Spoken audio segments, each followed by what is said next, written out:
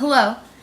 You always do that. I have to wait to get into big screen mode.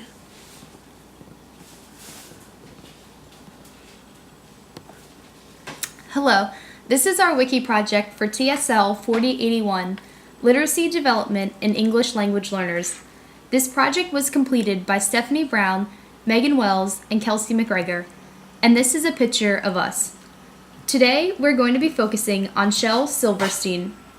He was a truly unique and multi-faced artist. Shel Silverstein was a renowned poet, playwright, illustrator, screenwriter, and songwriter.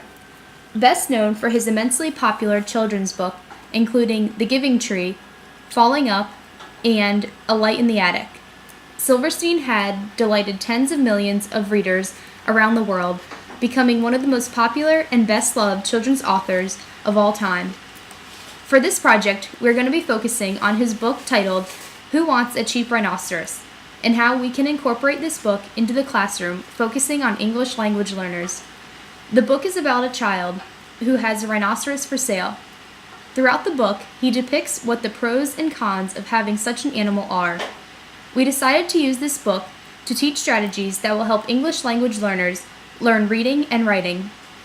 The first is pictorial, which means relating to, characterized by, or composed of pictures. Some students may benefit from pictorial assessments. For example, you may ask students to draw a picture of the main character or of a specific scene in the story.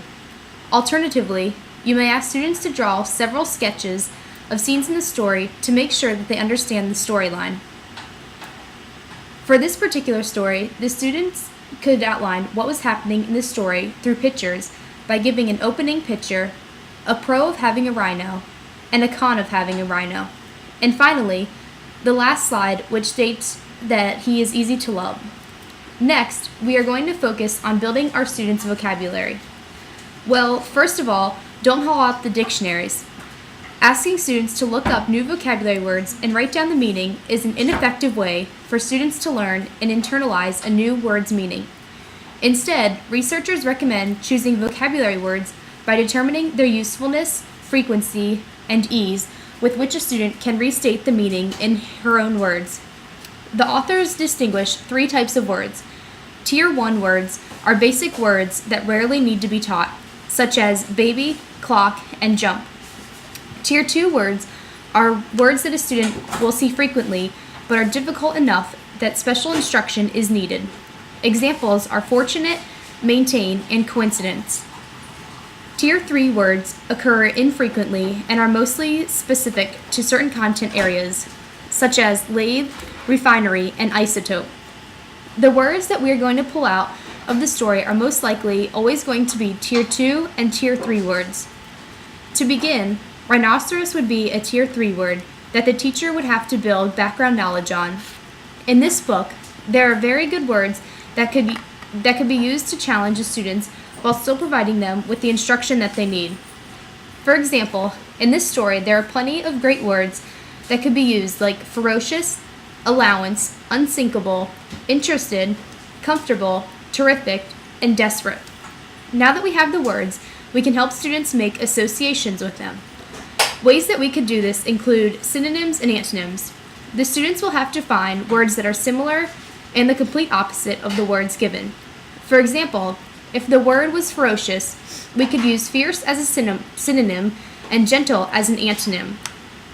Define them using their own words. The teacher will need to model this step a couple of times before the students work independently. The teacher should consider placing an ELL student with a strong, fluent student. If I was given the word ferocious, I could say very angry and mean, and that would be a way of describing the word in my own language. Acting them out or drawing an illustration.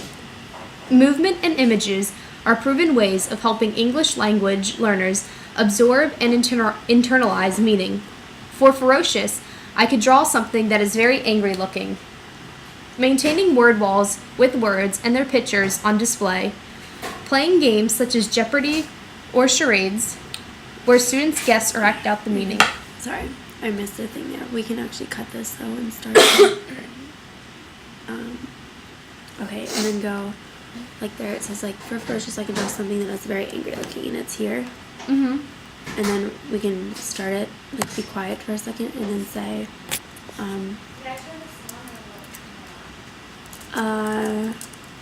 you can turn it on. No, it's fine. That one too? Yeah, it should be fine. That's bad. Yeah, I'll turn it on for you when. No, it's fine. I can hear. Okay, thank you. Okay, and then you could type this in there if you want, like pause for 5 seconds to say, to help students foster these words, teachers need to remember to repeat, repeat, repeat.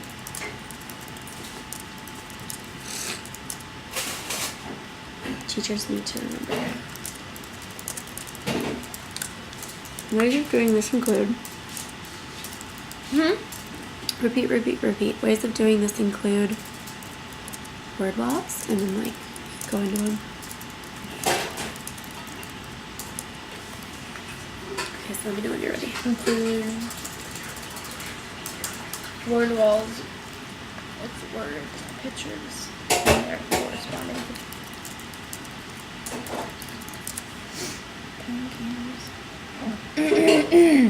voice a little dry there. Pause for 5 seconds. We'll take a sip. Okay. Ready? Do we start from the beginning? Oh, cool. Where do you, It's still recording, so. Oh, okay. It says like. For ferocious, I can draw something that is very angry. Yeah, but we already have that, so just pause for a second and then I'm going to switch it. Okay. So.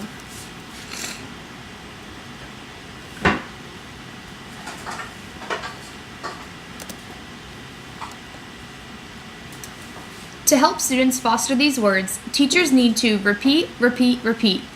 Ways of doing this include word walls and their corresponding pictures on display. Playing games such as Jeopardy or charades, where students guess or act out the meanings. Having students complete sentence stems that will show their mastery of the meaning. The students were exuberant when their teacher told them blank.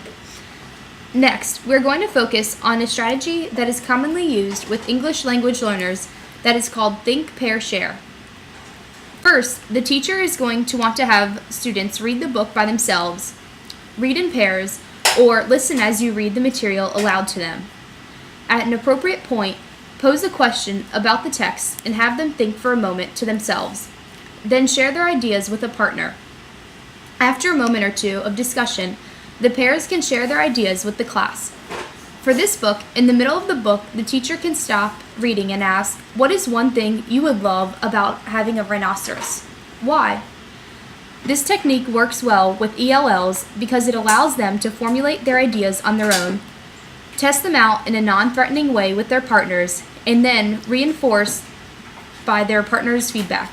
Share the ideas with the class. They can thus rehearse what they want to say before they say it in front of a large group. All of these strategies are here to help teachers better understand how to teach the English language learners in their classrooms. The following strategies help you support ELLs through this difficult stage of language proficiency. Implementing these techniques will benefit all the students in your classroom and can contribute to differentiated instruction. The end.